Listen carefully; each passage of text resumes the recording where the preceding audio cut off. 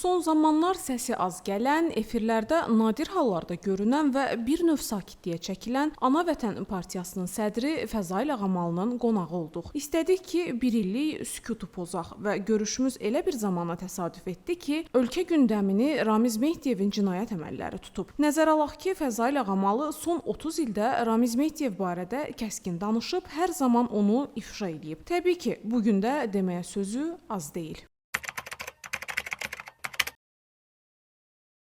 Ramiz Mehdiyevin Azərbaycan istiqlalı ilə, müstəqilliyi ilə, onun qazanmış olduğu uğurlarla heç bir bağlılığı yox idi. O, bütün varlığı ilə təpədən dırnağa qədər Azərbaycan müstəqilliyinin əleyhinə idi. Və eyni şəkildə Moskva ilə bağlı idi. Ramiz Mehdiyev çox böyük bir aktyor kimi güya Azərbaycan dövlətçiliyinə xidmət eləyir, güya ulu öndərimizin ideyalarını ayrı-ayrı məqalələrində sifariş vermiş olduğu yazılarda İlham Əliyevin tapşırıqlarını yerinə yetirməkdə özünü səmimi göstərməyə çalışırdı. Ancaq bütün varlığı ilə, bütün ruhu ilə o həm rəhmətli ulu öndərimizə, həm də İlham Əliyevə qarşı duran, ona əks düşünən və bütün həm də varlığı ilə onları qəbul etməyən və onlara nifrət edən bir antipod idi. Yəni bir simasını gizlədən, sifətini gizlədən bir məmur idi. Belə bir adama qarşı çıxış etmək, onun qarşısına durmaq Ramiz Mehdiyev üçün bağışlanmaz idi. Və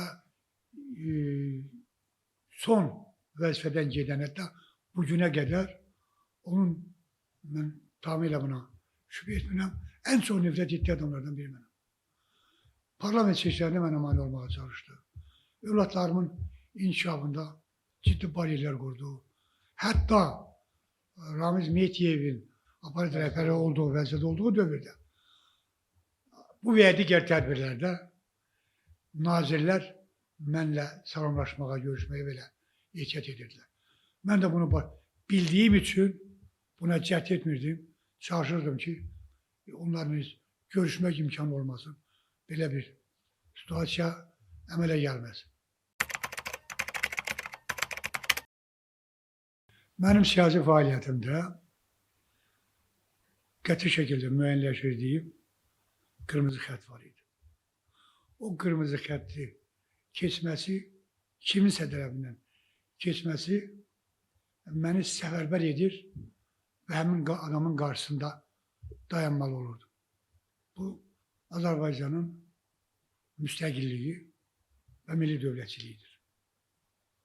Müstəqillik və milli dövlətçiliyin qarantı kimi çıxış edən, bütün ruhumla və varlığımla bağlı olan Cənab Prezident İlham Əliyev vardı. Buna qarşı çıxan, mənim bütün hədləri keçərək, qırmızı xətti keçərək dövlətçiliyə çox böyük ziyan gətirmək xəttini anlayaraq ona qarşı durmuşam.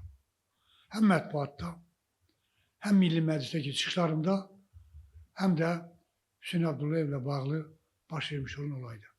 Mənim üçün bir daha tək edirəm, keçilməz sədd Azərbaycan dövlətçiliyidir, milli maraqlarımız və dövlət maraqlarımızdır. Onun qarantı olan, təminatçısı olan Cənab Prezidentdir və onun ailəsidir. Düşünürəm ki, sədrliyi daha gənc, daha perspektivli, daha enerjili bir vətənçinin sədr postunda oturması daha düzgün olardı. Günə xanım əgər Qultayda öz namizədliyini versə və partiyanın sədrlik vəzifəsini yerinə yetirməyə özünü hazır bilsə